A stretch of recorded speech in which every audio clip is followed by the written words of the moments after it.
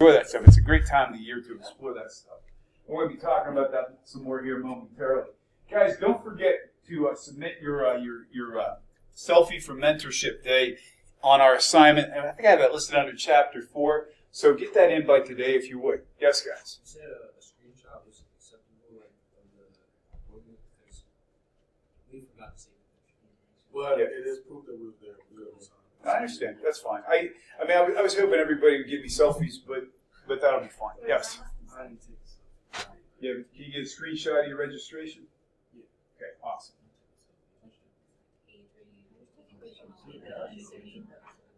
Give me a screenshot of it. Yeah. Even though I did expressly tell everybody to take a selfie. I do remember telling you that. I will accept that. So. Okay, get that in. Guys, your recruiting exercise is due tonight at midnight. The Chapter 4 exercise, don't forget to submit that as well. Before we get in, some stuff in the news, guys. We're entering that time of the year. And guys, the statistics are pretty interesting. They're basically saying almost 9 out of 10 people still go to work when they're sick. And we've got a full third of the population that's going to work no matter what. What are the answers? Why are people saying this? Some people are like saying, if I take a day off, I'll never get caught up. Some of the other folks are ironically saying they're not taking the sick time because they don't want to lose the sick time. What's the problem with people going to work sick? Is that something people should be doing or not? What are your thoughts, guys? Yes? I think sickness is controlled. Like, you can't really pass it to others, or if you are taking the right precautions on not passing it to others, then you can come into work. But if you have like really bad virus, it's in the early stages and it's contagious, I think you should probably stay at home. You don't want to pass it to others because it can affect the work environment. So let's show some consideration of other people by not getting them sick. What does everybody else think? Yes? From the employer's perspective, you might not be as much sick as you're sick, you're just like thinking about how miserable you are. Yeah. So you're probably not going to be thinking about work as much. So we have a little presenteeism going on here as well. People not really there when they're there. Guys, why is so much of this happening, do you suppose? Why does over half the population feel that they cannot take a day off because they got too much work to do? Who's failing here? Is it the employee or is it somebody else? Could there be somebody else who has a role in this, I should say? How about, yes? Yeah, management. If you're sending a message to your employees, you better be here no matter what, we got a problem potentially. Are there industries that could really be catastrophic if somebody showed up sick? Yes. Yeah, if you're talking about food service, the guy at McDonald's who doesn't get any paid sick leave, I don't know if I want that guy making my hamburger that day. So that's a real problem that we're dealing with in the country too. Here's a question for you guys, and this is an ethical question, and something we're going to be talking about a little more during the course of this lecture as well. How many of you think it's okay to take a sick day for your mental health? Raise your hand if that's okay to take a mental health day. What are your thoughts? Well, somebody tell me why they think that's okay. What do you think? Yes? If you're like overwhelmed and like have like anxiety issues even at work, like you're not going to be productive at all. So being like going to work will kind of be pointless because you're not going to get anything done. I tend to agree with that. I think the mental health days are legit. I think at times you need some time just to refresh, get your brain back in the game. I think the other part of this too shows that by not addressing mental health days, maybe we as a society need to be rethinking what constitutes our health. Can our mental health, can our mental state affect our physical state? Yeah, I think absolutely. And I think as we move further into the 21st century, we're going to see more people who are starting to feel that way as well. Since we're talking about performance though, guys, we start thinking about the reason that we have people who are good performers. Some people just love what they do. Some people are individually motivated. Some people have intrinsic motivation. They're going to go in no matter what you pay them and do an amazing job. They like the idea that they're going to be able to come in and be allowed to be themselves at work. When you guys think about your best teachers or your best coaches or the best people you ever worked for, do you think those folks were doing it just for the paycheck? Absolutely not. And it's one of these things, pays good. Good pay is a good thing, and some people are motivated by money. One profession in particular, who's motivated by money more than anyone? not so much Oh, CEOs. sales. Yeah, salespeople. That's the nature of their job. But most people, if you get a financial reward, it's temporary.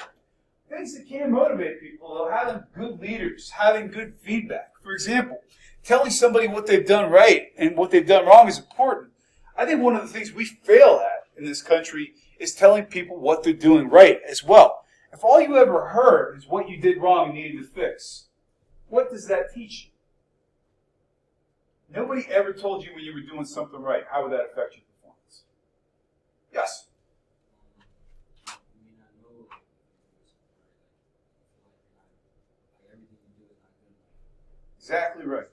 If you only ever learn by what you're doing wrong, you'll do the job just well enough to satisfy that level of performance. Somebody who's a really good performer needs to be told when they're doing things right as well so they know what to replicate.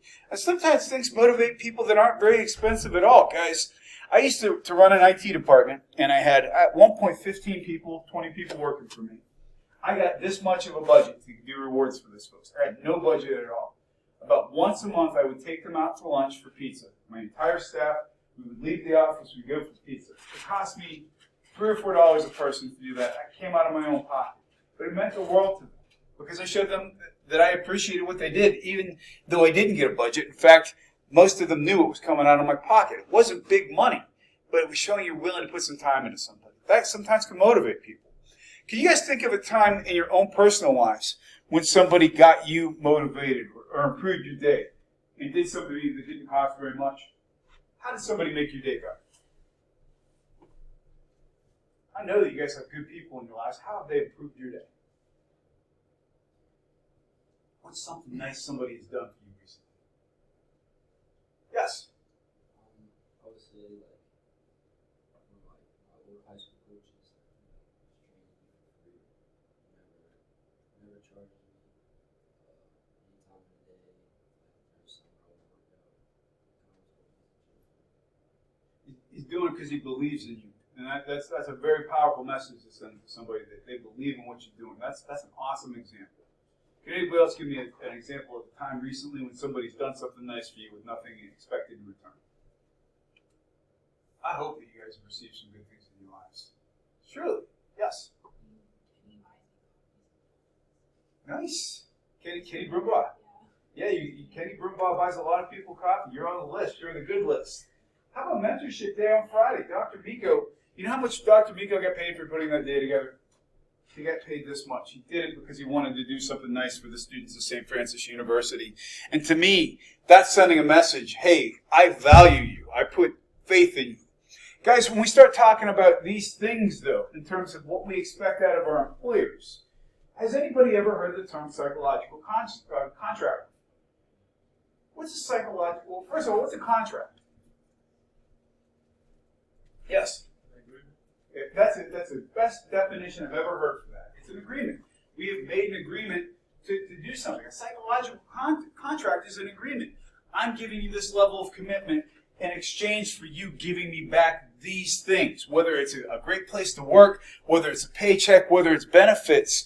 We have a psychological contract. Then we also have job satisfaction and commitment, which means how much am I enjoying what I'm doing. And generally speaking, the more I enjoy my job, I have a linear relationship with commitment to the organization. Engagement, we're going to talk about what that means shortly, as well as loyalty and trust. But in terms of how this stuff works, guys, in terms of how it comes together, the individual has a level of performance they're going to achieve, whether it's something based on their own abilities, the resources we've given them, all these things go into the amount of performance we have. Then we have what the organization expects from us. And those things together give us all those things, from a psychological contract, our degree of satisfaction, how much we like working there. And here's the trick, guys. Generally speaking, organizations with high expectations oftentimes have more satisfied employees. Why is that? Why might an organization that has a higher level of expectation ultimately end up having happier employees? An organization that expects you to work hard. What do you think? Yes? When you work hard and you start seeing the results you want, like that, Like when you work hard for something and you get those results, it kind of makes you feel like you're accomplished something. Damn right. Have you ever had a coach who pushed you harder than you thought you could go? Yeah. Raise your hand in this room if you've ever had that happen. Somebody pushed you harder than you thought you could go. All of a sudden you realize that you're a better person or a better athlete, a better competitor, a better student than you thought you could be. And the organization pulled it out of you, or the coach pulled it out of you, or the supervisor pulled it out of you with those high expectations, and you meet it. On top of the fact you realize maybe you're capable of more than you thought you were. Guys, here's the other trick too, guys. I've worked in places where we had layoffs, where we lost people or people left. And all of a sudden we had fewer people doing more work. And the amount of satisfaction went up because we felt power in our jobs. We felt needed. And we also had more to do. People sitting around with too much time on their hands is not good either. Now, we also have something we refer to as negative motivators, guys. A negative motivator would be, you guys better show up, because if you don't show up, you're going to get points off for not attending class, and you're going to fail my class. Or if you don't do well on this test, you're going to fail. Shut that laptop. Don't do this. Don't do that. Don't do the other thing. How well does that work in the long run? I see a few of you shaking your heads. Why does it not work? Jonas, why does that not work in the long run? I mean, just because people will not be motivated for longer than like weeks. I mean, it's not as rewarding as going on for lunch or pizza or something. Exactly right. And sooner or later, if all somebody does is tell you what not to do, you won't do that, but you won't do much else either. I'm going to tell you a story about the worst boss I ever had. To this day, I think I should still go to some therapy sessions over this guy. He was a terrible human being. I can honestly tell you, just a terrible human being. He didn't like people. And I remember this guy, if you would go into a room, he would want you to brainstorm, come up with ideas. We're going to do all these new projects, right? And so you come up with ideas. You throw them out, and he'd come up with ways to destroy the idea and tell you how terrible it was. You'd write a report for him. He'd literally sit in his office for 2 days every weekend, just covering it in red ink to give it back to you, to show you everything you've done wrong. So after about a year of this, when the meetings came and he started asking for ideas, how many people do you think raised their hands? We ran out of ideas. And you know what he did then? Yelled at us for not having ideas. So it's kind of like you're damned if you do and you're damned if you don't. If all you can do is tell people what they're doing wrong, all they will do is avoid punishment. They will never find their true excellent selves. So find ways to be positive with people. And that goes past generations. That's not a Gen X thing, or a millennial thing, or a Gen Z thing. That's a people thing. Guys, if we have people on the other end of it who are unmotivated, people who are not making good things happen in our organization, how does that affect the motivated people? Yes? It can like bring them down because if they're seeing that they're still getting paid for like not doing much, then they're gonna be like, well, why don't I just do that? Sooner or later, even the most motivated person is going to kick it and become the guy on the left if they see that they are getting nowhere compared to the other people who are doing nothing. So if you don't punish the poor performers, if you don't correct the poor performers, if you don't show that there's value in performance, sooner or later, you're going to have a room full of people who don't perform at all. It would be the same idea. If we had a situation in a classroom, for example, where everybody got an A just for showing up, pretty soon nobody really would be doing much of anything. And it's the same deal in the office. It's the same deal when it comes to motivation. Here's my question for you guys. Feel free to put this in your own language, whether it's sports or college organizations or work. If you're a manager, how do you lead by example? What are ways in which managers send that message by living the message in their work? What's a way that we can lead by example? Yes? I feel like a lot of employees like appreciate you like getting down like in the nitty gritty with them, like doing the task that you really probably don't have to, but just showing them like that I'm here with you guys. I'm not going to ask you to do something I'm not willing to do myself. That quote is perfect, by the way. I'm not going to ask you to do something I won't do. I'm going to be willing to do what you're doing. Excellent. How else can managers lead by example? What else can managers do to create a positive work environment by the way they conduct themselves? Getting down in it is as good as it gets. What else can people do? Yes? I mean, it must be nice. But also, we watched a video, and I think Campbell's one of their, I don't know if he was CEO, but he was in higher management. He would like write personal notes to like each of of the employees and even like 2 laps around the office. Wow. So recognizing performance when you see it. By the way, when we get into performance evaluation, you'll hear this term, critical incident. But does that term sound positive or negative? Negative. It sounds negative, but critical incident also means there are defining moments people have, and by noticing when somebody does the right thing and giving them a handwritten note, you're giving them that critical incident and showing them that you noticed something they did right. How else can we lead by example, guys? I know you know because you're leaders, yes. Kind of like highlighting the process. Like if you're consistent like in the process, like you do the right things like all the time and stuff like that. And you have the respect of your peers, even the people above you. Continue to do that. People take note of that. People watch. And that's how you gain respect. I love it. Consistency and fairness, too. You know, that's the thing. Even though, I'll tell you a little secret, guys. How many of you are planning on going into management? Okay, here's going to be the thing. When you get out and you get that first management gig, here's what's different about management that's not different at all. What's different about it is you're going to have to manage all these people that maybe you never had to do before. That's new and it's different. What's consistent is you're going to like some people more than others. And here's the trick about being a good manager, too, is being no nicer to the person you really like than the person who gets under your skin. Being fair like that sends a positive message to everybody. One more person, tell me how you walk the walk. What's a way that somebody in management or in a company can send the right message to their employees in terms of motivation? What do you think? Yes? If you hold yourself to a higher standard, then it's easier to expect that of other people. I love that. Having high standards, meaning I'm not going to put, pardon my French, I'm not going to put out shitty work because I don't want my employees to put out shitty work either.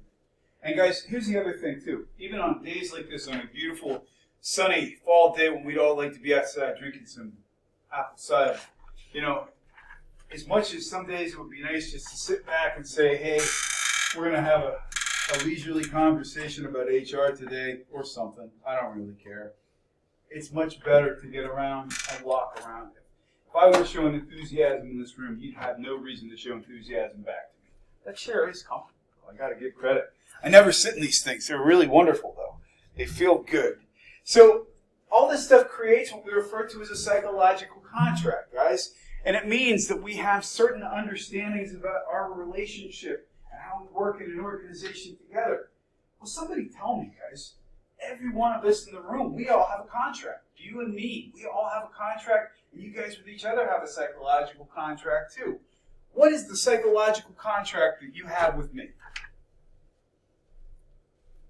I sort of detailed part of it there. But what's our psychological contract? Yes? I think so. And my part of the psychological contract is to show you respect too. And to bring my best self into this room every day. We have expectations of each other. What psychological contract do you guys have with each other? Because you do, in many different ways. What psychological contract do you guys have with each other? Because it's organizational too. What do you think? What is the nature of your relationship with each other in this class, guys? You're classmates, which means you hold each other accountable. Which means, for example, if we came into class every day and it was that terrible Monday session and Tonkin was complaining because nobody was interacting, what are you guys probably going to do? You're going to hold each other accountable. If you're doing group work, you're holding each other accountable. You guys are responsible ultimately for how the class turns out because I'm half, you're half. So we have an agreement that we're both part of the class. That's a psychological contract, guys. So here's some examples in an employment situation. If I'm an employer, I'm going to pay you well. I'm going to take care of giving you some balance in your life. I'm going to give you a chance to better yourself. And as a chance, well, if you give me a chance to better myself and get training, I'm going to take advantage of that. I'm going to give you a good day's work for a good day's pay. And when you need me to once in a while, I'll even work late because that's our psychological contract with each other. So the difference is when we get into different countries, sometimes this needs to be modified a bit. We have different types of expectations. We're going to talk about a really extreme example of this in a moment. But let me give you an example. There was in a Latin American country, there was a North American, actually a United States meat packing company that opened a factory in this unnamed South American country. They offered above market compensation. They were paying people more than anybody else in the region was paying. And get this, they asked their employees for suggestions. How are we doing? Are we doing the right things here? Are you being treated well? Do you like the way that we've set up the company? All these things that you would think, that's a pretty good way to run a company. Did they have high or low turnover? Yes. They did have high turnover. Any ideas why?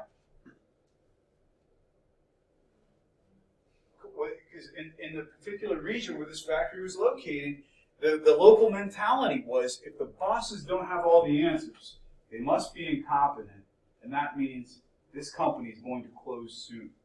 So depending on where you're operating in the world, you may have different types of psychological contracts that are required. So that's exactly why it's difficult. Guys, I want you to pay attention for this one. In France, France Telecom had what we refer to as an entitlement culture. When I say that we have an entitlement culture, what does that mean? Anybody heard that term before? What does entitled? If somebody feels entitled, what does that mean? Yes. Like basically, just because they exist, that they should have that thing. Just Exactly. I deserve it. I'm entitled to it. Well, in France, they had very much an entitlement culture with France Telecom. France Telecom was a government-owned telecommunications company, and they went to a performance-based evaluation system to try to be able to compensate high performers and evaluate people's performance. People started killing themselves. Quite literally, people who were working for a telecommunications company started committing suicide because of the stress, because the culture of entitlement was so entrenched that people believed that they had to go through a performance mindset, they would never survive it, and the stress led to a rash of suicides. That's how much different psychological contracts can be in different places of the globe. In the United States, we work more hours than any other developed country.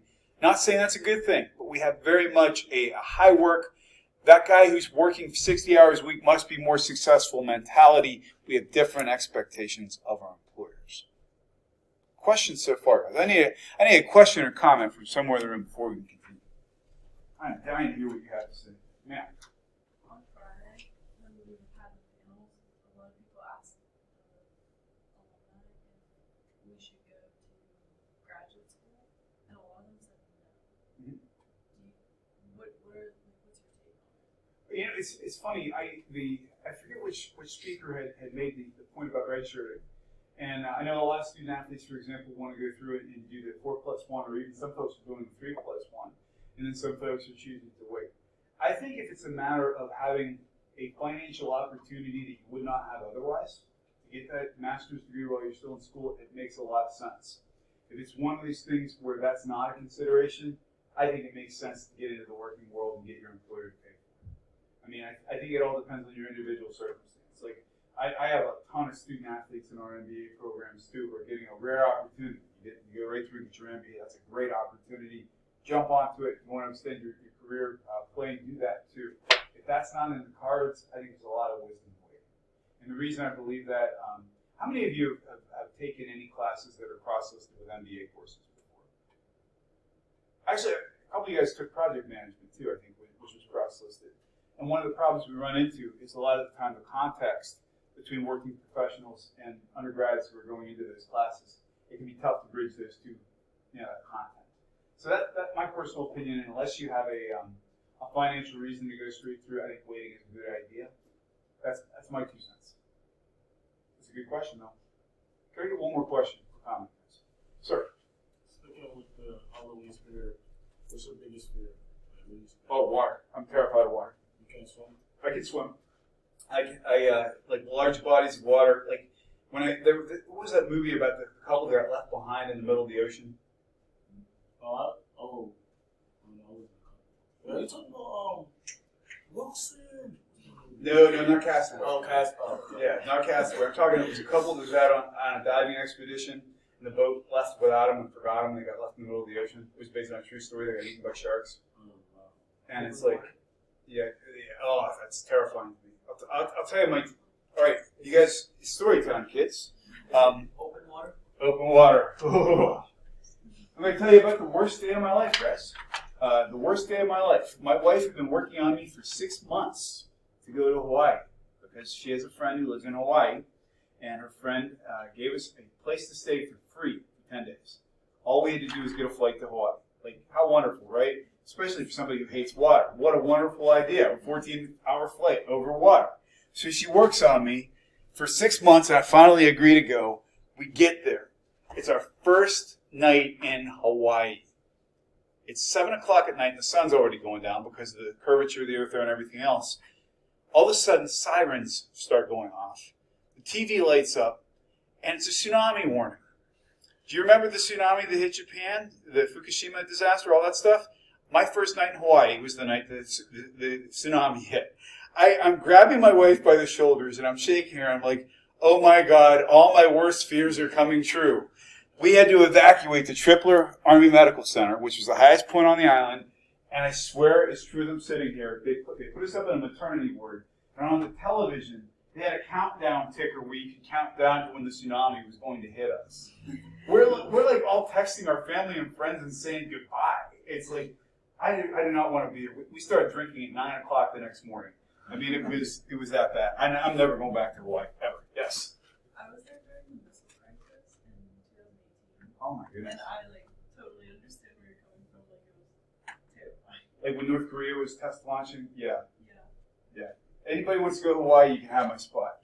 And plus the lady we're staying with, my wife's old friend, hates my guts, and I'm not exactly sure why, so it was awkward. So, but that was another story for another time, my friends.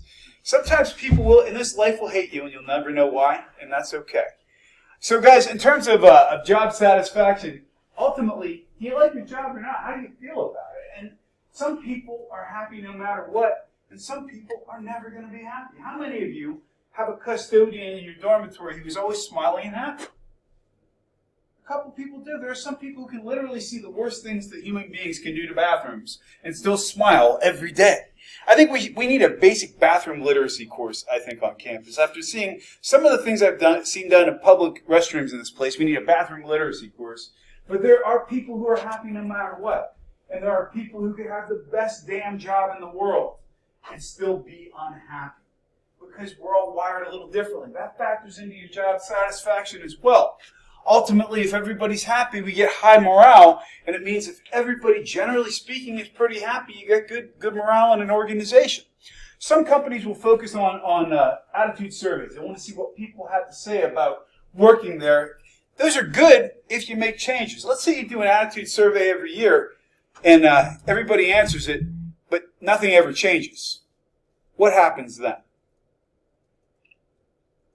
What do employees think about these surveys? They're a waste of time, so why bother? And it makes the morale go down even further. So what makes you happy in a job? Well, let me ask you guys. Don't worry about what's on the slide. What would make you happy about your job? What are things that could motivate you or make you feel satisfied when you get that first job? What are you hoping for?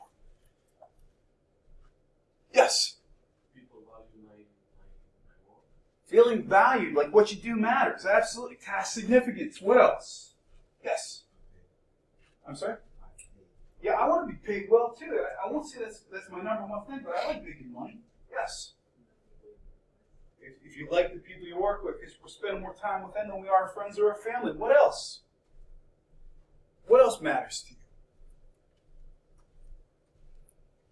How about the nature of the work? Yeah, go ahead. Liking what I do? Yeah, do you like what you do? Is it fun? Do you get excited about going to work in the morning? What else? Anything else, guys, will play into that? I think the nature of the work is a big one. Are you doing something that matters to you? Do you have a chance of getting promoted? Is there an opportunity for you to move up? Guys, if you don't want to be stuck in a dead-end job, that's important to people. Ultimately, we end up getting what we believe is as organizational commitment. At some point, you either believe in what your company does or you don't. Guys, let me ask you a question. I'll put you on record for this one because I already know what the answer is going to be. By show of hands, how many of you have had Dr. Miko for a class? By show of hands, how many of you believe he's organizationally committed to St. Francis?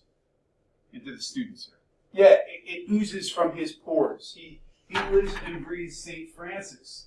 I guarantee you had instructors who don't appear to be organizationally committed, who do not line up with the values espoused by our organization, and maybe don't even want to be here. But the folks who do want to be here and committed to the organization are the ones who ultimately are always more motivated.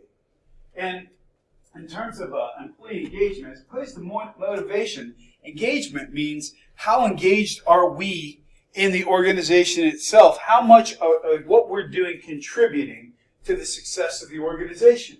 I'm going to keep Dr. Miko virtually on the hot seat here for a minute. Guys, the very fact that guy, my boss and my friend, John Miko, has been working since June of this year to put last Friday together. Didn't make a dime for doing it. Was that good for the students last Friday? I think so. Was it good for the alums? Was it good for the school in general? That's what you call an engaged employee. He's doing that stuff because it's good for the organization and he loves doing it. Those are the gold mine employees you hope end up in your organization. And ultimately, you hope you have loyal employees who are faithful to where they work. Now, somebody who's engaged and loyal is wonderful, but you can be one or both or neither. Somebody who is loyal but not really good for the organization is somebody who loves coming to work, but maybe doesn't do too much when they're here. There's some people who are loyal like that too. Guys, this is one of my favorite case studies. This guy was the CEO of Market Basket. Now, this is the CEO we're talking about here. We're not talking about the rank and file. This guy was one of the people running the organization. Well, he had a couple of family members who were competing for control of Market Basket. And the rest of the board tried to have RDT removed from the board. The employees of Market Basket went on strike for their CEO because they liked him that much. This guy, RDT, would go and visit somebody in the hospital when their husband was in for cancer treatment. He knew every employee in his organization. When you work in a union environment and you have your union employees going on strike to get you as a member of management back on the team, you have done something right in your company. Even one of his employees even wrote this terrible country song about him, which I'm not going to play for you because it's that terrible, but the very fact they did it is amazing. So engaged employees are people who care about their CEO, or they're going to work extra, they're going to do things because of the right things to do. People who are disengaged, I use the term presenteeism. They're showing up to do the bare minimum. You might get more out of them if you pay more, but you're not going to get the best work out of these people. So disengaged versus engaged employees, that's what we're talking about here. And then we get into what we refer to as organizational citizenship, and that means people who also try to make our environment as employees better for everybody involved. Organizational citizenship behavior is what we call that. Can you guys give me examples in your personal lives or people you've experienced out in the workplace? Can you tell me somebody who's engaged or somebody who's disengaged? Can you give me an example of an engaged or disengaged person in an organization? You can't use Dr. Miko. I've already taken it. So who are some examples of engaged and disengaged people? Yes. Give me an example.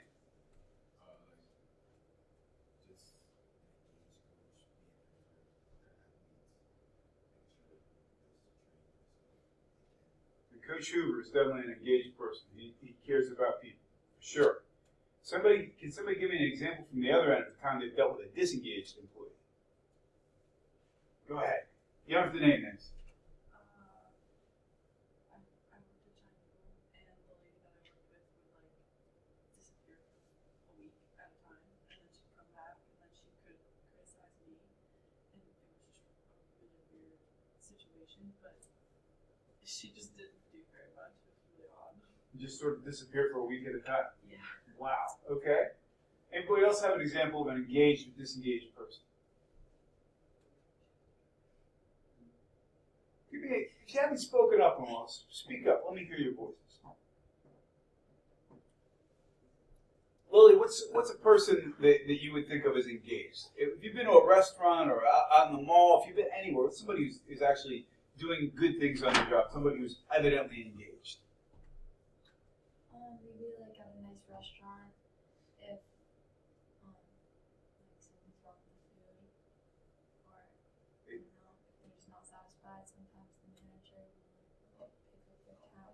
Sometimes you get free stuff when somebody's really engaged.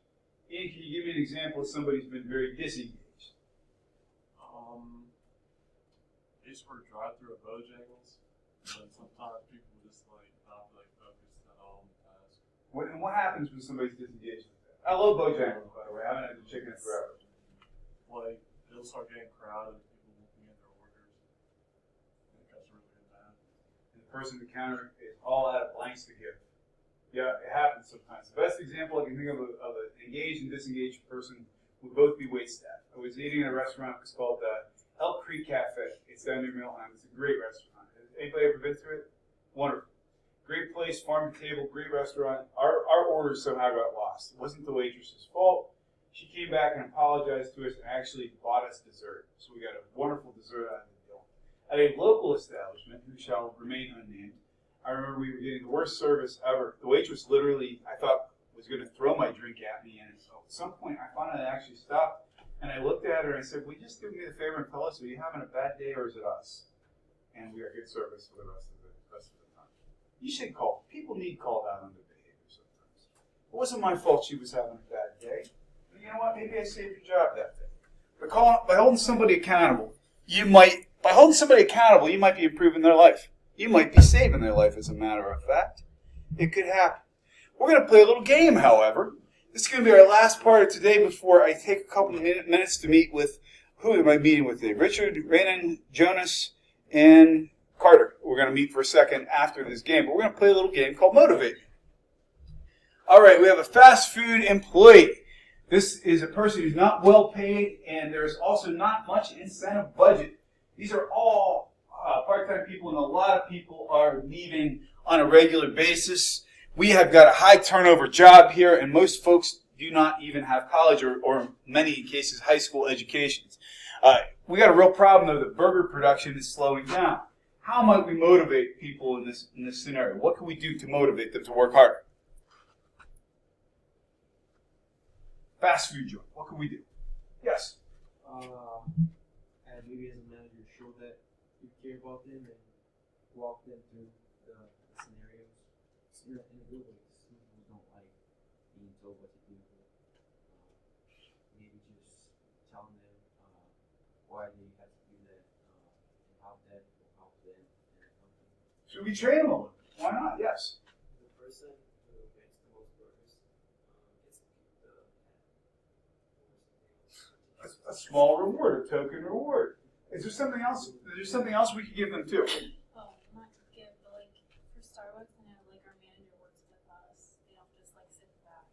So active management too. Is there something we could also give as an incentive here? That costs us next to nothing?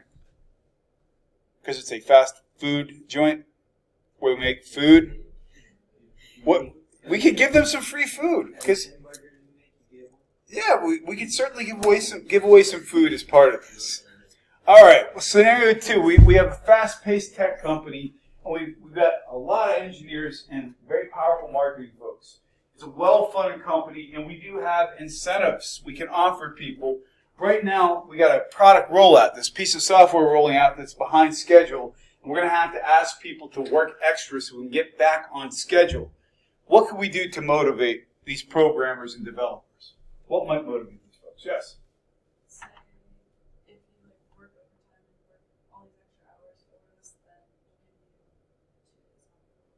you 2 days off or whatever. So time off definitely could be a motivator. Yes? We could definitely pay them too. And if these guys are already well paid, is there something else that could motivate these guys as well? If you got a couple of teams, you might even say, for example, we're going to recognize the team that does the best job, give them some actual props in front of their peers as well.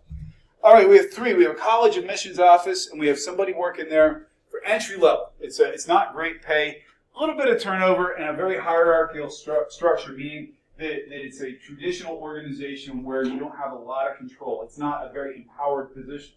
Well, this person is having a lack of knowledge about the new programs we're rolling out, and we need to get him or her up to speed on these new programs. We need to get them up in a hurry. How can we give them incentive and motivate them to be more productive in terms of learning these programs? Yes? I would think like just start learning this person, maybe sit in a few like big meetings and stuff, because then they'll feel like what they're doing actually matters, and like that they're like, important to the overall operation of the university. That's the most excellent answer I've ever gotten for this scenario. Give them a little credit. Show them that they have an important role to play here. Things like food or giving them some small trinkets are nice, but that's sending them the message that they matter. I love that answer. All right, then we have this scenario. We've got somebody who works. I love this picture so much. It's a fantastic picture. And I love the detailing on her blouse, too. She really cares. She works for the DMV, and she's got a job that doesn't pay great, but it pays okay. But she's in a union, and she's not ever going to leave. She's there for the long haul. And basically, the customers are not happy because most of these people have very crappy attitudes and look like that most of the time. What can you do to motivate this person? Is there anything you can do? If you tell her a joke, she might slit your throat, I think. And she think that was funny. Is there anything at all we can do here? Probably not. There are scenarios where you learn this is a good thing to know about marriage too, by the way. Sometimes there are no right answers. And this is one of those situations where there's no right answer here. There's probably little you're going to be able to do to motivate this person. Okay, we got this guy. He's working in a music store. He's a salesperson. He gets minimum wage and commission, so he's not making big bucks. Almost everybody who works there is a musician working in a band, and you got excess stock on guitars in this shop. What could you do to motivate this guy? Yes? Invite them to a big concert that is in the city. You could give them concert tickets for sure. What else could you do? Give them the products so they can promote it. Because you have access. Love that idea. And does anybody here know somebody who is in a band? They spend all their money on musical instruments anyway. So if you give these folks a chance to buy this stuff at cost, they probably will. Let them play it on the job, and it'll promote the product as well. You'll motivate them. Hey, I'm really excited to go to work today because I get to play while I'm there. All right, we got a college HR class, and it's required for most attendees. Most of them will not work in HR, and it's an afternoon class on a nice fall day. How do you motivate those folks? Get them out. While they're there, though, how do you motivate them? Yes. Did you have your hand up? I'm sorry. Who's got the answer? Yes.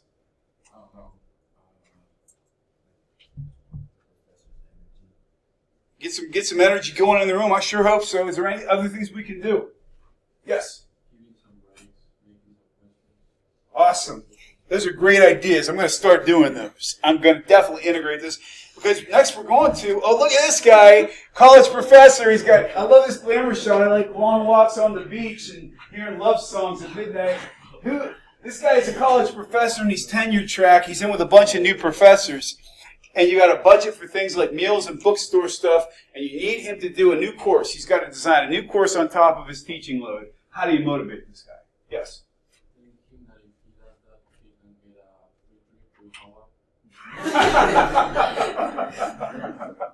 Oh, I quit. What else could you do besides the trip to Hawaii? What else could you do? Yes?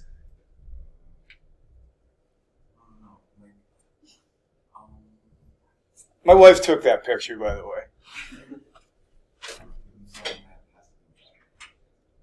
You got it, man. I think that's a good place to end for today. So, guys, thank you so much for today. And for those who are making the trip with me tomorrow, give me a minute. Everybody else, enjoy the rest of your day.